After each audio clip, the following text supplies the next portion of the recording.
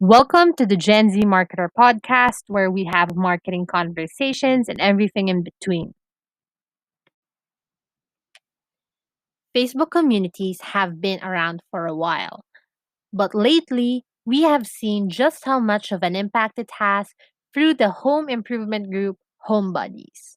The group has almost 2 million members and has built a community of kapitbahays or neighbors. So let's digest the influence of Facebook communities on users in this Market Trends episode. This episode is not possible without your support. So don't forget to follow the podcast to get notified on the latest uploads. I've got a lot of ideas for content that I'm so excited to produce and share with you. Now let's talk about Facebook in the Philippines. Let's look at the stats for Facebook use in the Philippines. So these stats are based on the Hootsuite research on, digital marketing and social media use. And for the Philippines in particular, we actually have an estimated number of 73 million social media users with a population of 108 million.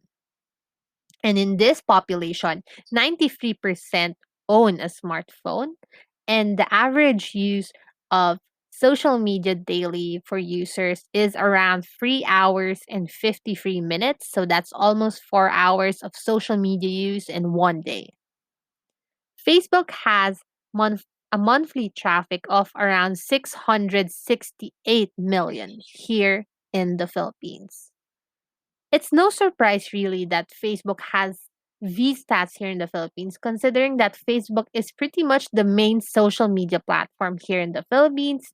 And this is made possible of free Facebook and things like that because we're basically really a Facebook country and a lot of people primarily use Facebook regardless of what generation you're from.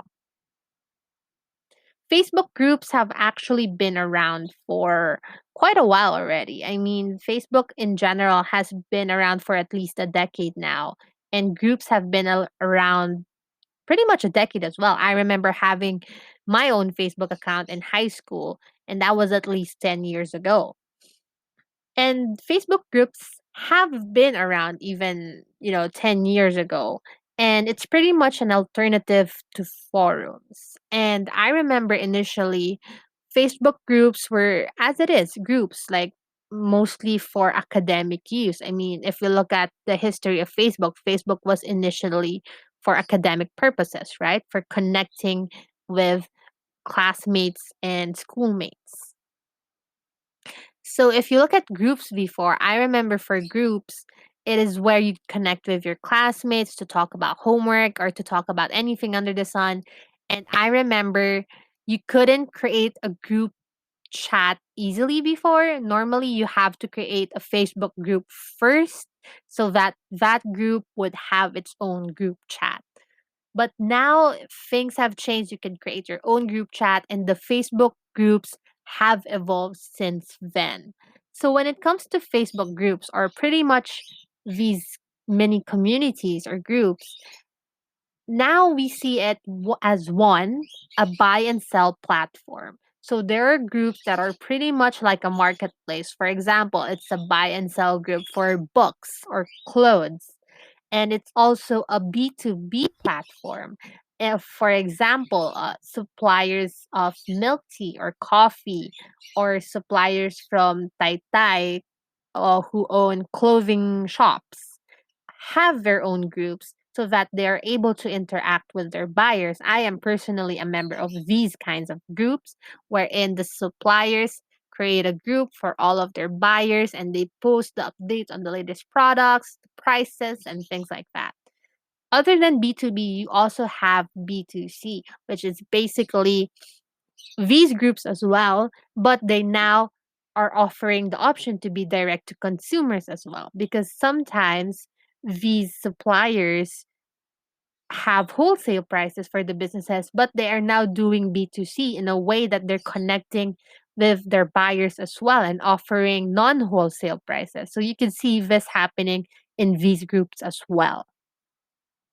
You also have another kind of group which is about similar interests. So, for example, you have groups on pets, so like groups for dogs, groups for home improvement, groups for books, and etc. And lastly, you have your communities, which is basically your villages. Like each village or maybe even a condo would have a group for all of the homeowners. Sometimes you also have communities that talk about mental health and wellness. And you also have those related to work. Like, for example, for me, since I do marketing, there are actually marketing groups for for the Philippine setting at least. So you can see here that Facebook groups has evolved into really connecting with anyone and everyone.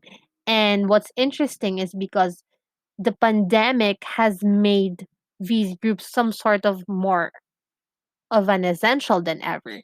Because we're all restricted to staying at home, we crave for the connection more than ever, which is why we participate in all of these different groups just to, be able to fulfill our social needs. And that's one of the key impacts of Facebook groups, really. It's because you're able to build relationships. You're able to build relationships with people who are in the same boat, who share the same interests, or basically, if you want to do business, you can do that as well. Another thing is that with Facebook groups or communities, you're able to get advice for your problems. Like if you're running into technical difficulties, let's say in Shopee, there's actually a group for that. Like you could ask people on what to do, or you could see this in home buddies as well, or even in mental health groups like Hey Hi Mental Nation, all of these groups that interact with one another with people who have the same problems. You get advice from other people who have gone through the same thing. And then you also get recommendations. Like as I mentioned, there's a Shopee group. And then you have home buddies who basically, when people share about good deals or good products that they find, people would automatically post about it in these groups and recommend other people to try it out as well. And as we mentioned, these groups enable people to have connections or build connections during the pandemic, which is something we are all craving for the past year. And lastly, the groups have almost become an alternative source of income because a lot of us who lost our jobs during the pandemic had to resort to finding alternative sources of income. And for people, sometimes, you stay at home, you decide to, let's say, cook food or sell your clothes or declutter or things like that. A lot of people are doing that. And the groups or the communities are really a huge help for them to get their businesses off the ground and to get the word out there. So, you can see really here that groups or communities have evolved and have become more essential than ever because of the pandemic. So, what are our key takeaways when it comes to the influence or the impact of these Facebook communities? So, first, you could really see the power of communities. It bridges gaps. You are able to reach people who you haven't even met. Like, honestly, most of the people I interact with, in relation to my business, for example, I've never met them personally, but, I've built a relationship with them thanks to these Facebook groups. You are also reminded that influencers are not personalities. This is one thing that I always like to emphasize again and again and again. Influencers are not just people with huge followings. Anyone is an influencer. Anyone is an influencer because for all of us, we have a certain group. Like we have our fixed group of people, or family, or friends, or peers who we talk to. And then we sometimes share our opinions or thoughts with them. And they value our thoughts or opinions, which is why anyone is an influencer.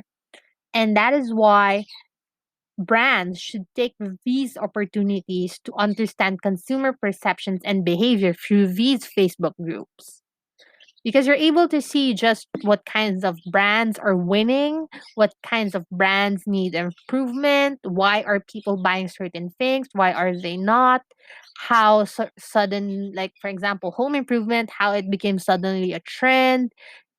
This is really an opportunity for marketers to really learn about brands as well, and it's also an opportunity to build relationships. As we can see with home buddies, they already They really basically offer now partnership with brands and share their partnerships with brands. So that's also an interesting way to look at it. So you could really see that Facebook communities have a huge influence to specifically people here in the Philippines.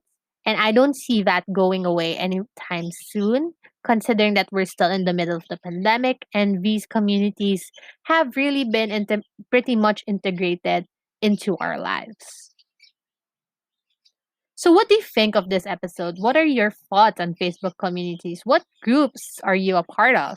So, let me know at my socials at the Gen Z Marketer on Facebook, at Gen Z MKT on Instagram, and at www.genzmkt.com. Leave me a message to share your thoughts or if you want to collaborate.